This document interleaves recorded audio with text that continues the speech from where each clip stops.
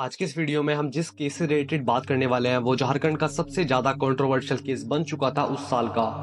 इसके लिए काफी सारे प्रोटेस्ट भी हुए। काफी सारे पॉलिटिकल लोगों ने भी इसके साथ स्टैंड लिया और ये जो केस है वो तुम इसको ऐसा मान सकते हो, एक लव जिहाद का केस भी और एक स्टोरी भी वन साइडेड लवर की। बेसिकली इस केस से रिलेटेड आपको मैं थोड़ा सा ओवरव्यू दे देता हूँ। अंकिता कुमारी नाम की एक लड़की होती है जिसके ऊपर अटैक होता है दो लड़कों की तरफ से, जिसका नाम होता है शाहरुख और उसका एक फ्रेंड जिसका नाम होता है छोटू खान।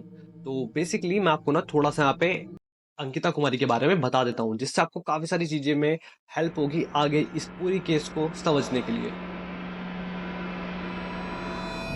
26 नवंबर 2006 झारखंड के दुमका में एक लड़की पैदा होती है जिसका नाम होता है अंकिता कुमारी। अंकिता के जो फादर्स थे उनका नाम है संजीव सिंह, जो कि एक शॉप पे काम किया करते थे, और इनकी जो मदर का नेम है वो है रेखा देवी। तो इनका जो डेथ है वो 2021 में ही पहले ही हो चुका था कैंसर की वजह से। बताया जाता है कि अंकिता के दो सिबलिंग्स भी थे जिनका नाम था मयंक और दूसरा इशिका। इशिका बेसिकली उनकी जो है बड़ी बहन थी जिनकी शादी हो चुकी थी इस केस से पहले तक। और जो इनके फैमिली में बेसिकली चार बंदे थे: अंकिता कुमारी, उनके फादर, उनका छोटा भाई मयंक और उनके ग्रैंड पेरेंट्स।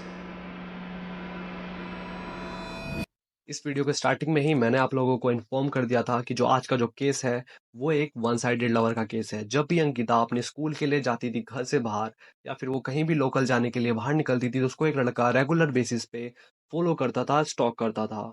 ये चीजें चलते चलते एक साल से भी ज्यादा ऊपर हो चुकी थी और उसी एक साल के बीच में एक बार एक ऐसा इंसिडेंस भी हुआ कि जो वो लड़का है शाहरुख, वो अंकिता के घर में घुस जाता है।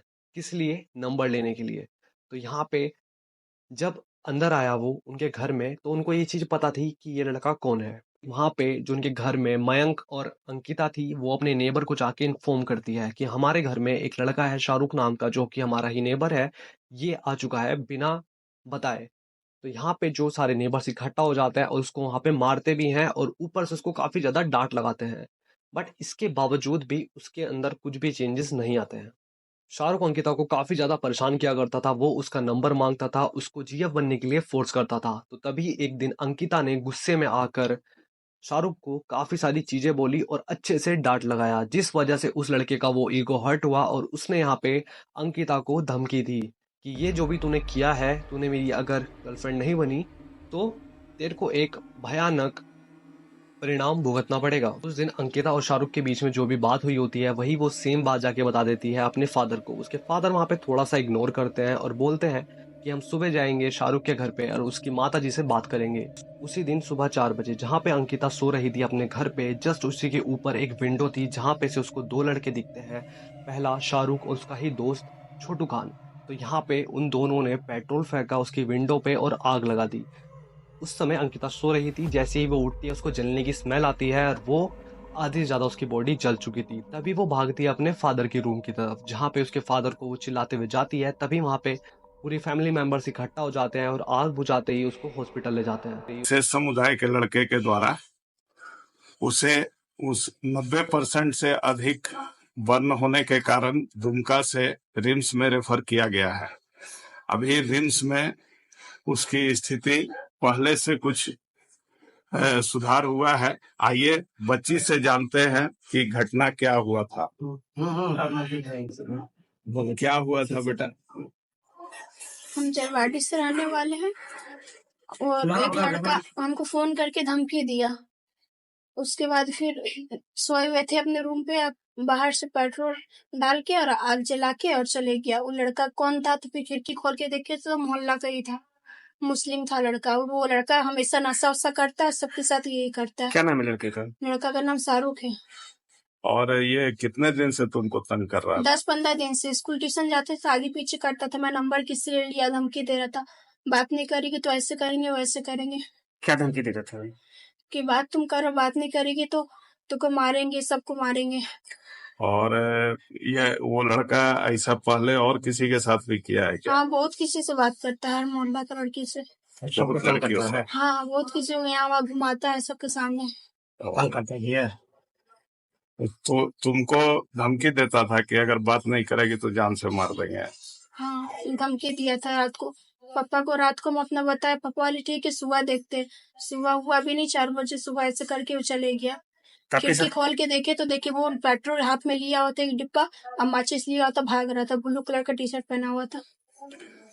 और यहाँ रांची रिम्स में कितने बजे पहुंचे आप लोग, पता है तुमको? कल 4 बजे सुबह हुआ, फिर दुमका का हॉस्पिटल में थे, वहां से रेफर किया। 9 बजे रात को निकले, सुबह यहाँ 5 बजे पहुंचे।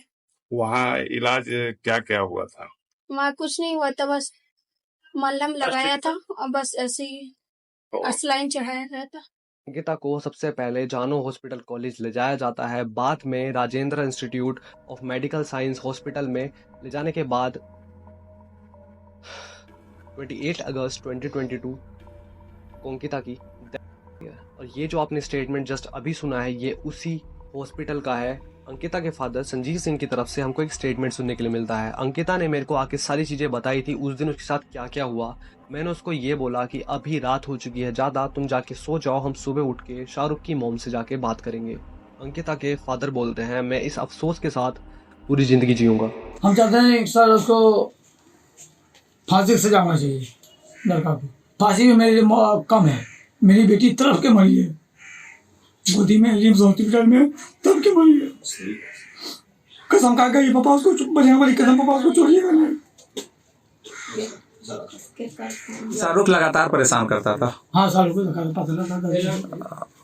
और रात में बताई थी उस दिन बेटी? हाँ जिस दिन घटना हुई 8 बजे उसका मोबाइल में फोन आया था, हम घर आए 10 बजे। क्या बोली बेटी? बेटी बोले पापा देखे ना हमको धमकी दिया कि तुमको जान से मार देंगे। हमने ठीक है बेटा, सुबह में जाकर बात करते हैं उससे हम। और फिर सुबह 4:30 बजे घटना घट गई।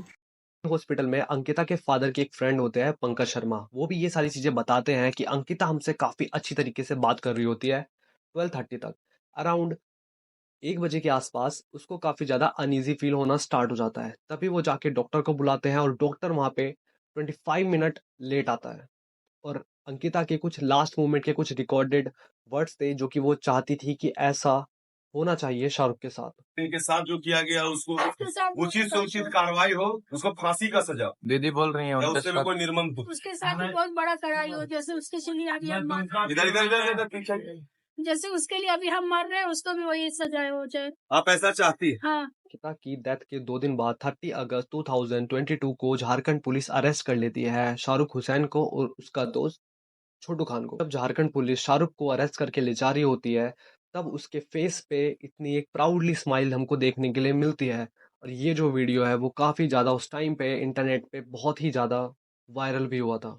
ऐसी चीज़ें करने के बावजूद भी एक इंसान की शक्ल पे कैसे स्माइल हो सकती है? मेरे को तो बहुत अजीब लगा ये चीज़ भी सुन के, देख के, कि कैसे एक मोमडन लड़का एक लड़की को फँसाता है और ऐसा कुछ भी नहीं था कि उसकी तरफ से कुछ हो, वो ये प्रॉपर वन साइडेड लव था। इसके बावजूद भी काफ़ी सारी इंटरनेट पे फ़ोटोज़ वायरल भी हुई थी, जिनका उनकी फैमिली की तरफ से ये मानना है कि ये जितनी भी फ़ोटोज़ हैं वो फेक फ़ोटोज़ हैं और आज के टाइम पे ऐसी फ़ोटोज़ को फ़ोटोशॉप करना बहुत ही ज़्यादा ईज़ी है। बट हमारी जो लड़की है वो कभी शाहरुख के साथ कॉन्टैक्ट में थी ही नहीं, कभी उनकी ऐसे बातचीत होती ही नहीं थी। शाहरुख उसको रेगुलर बेसिस पे परेशान करता रहता था। इस केस से रिलेटेड बहुत सारे प्रोटेस्ट हुए अंकिता की जस्टिस के लिए और अंकिता के फादर ने हमको एक चीज़ और बताई थी कि ये जो लड़का है शाहरुख, ये उसको शादी के जाल में फंसा कर उसका रिलीजन चेंज करवाने की भी सोच रहा था। तो ऐसे तुम भी अगर कहीं भी कुछ भी चीज़ें नोटिस करते हो, देखते हो अपने आसपास, या तुमको ऐसी चीज़ें पता है, तो प्लीज़ उनके पेरेंट्स तक ये चीज़ें इन्फॉर्म करो, क्योंकि ये चीज़ कब कितना बड़ा रूप ले ले तुमको, मेरे को, किसी को भी नहीं पता ये बारे में। तो केस है, झारखंड के काफ़ी सारे पॉलिटिकल लोग भी इसके बारे में बात करते हैं और ऊपर से जो प्रियंका गांधी भी है वो ट्विटर पे आके कुछ ये लिखती हैं जो कि आप स्क्रीन पे पढ़ सकते हैं।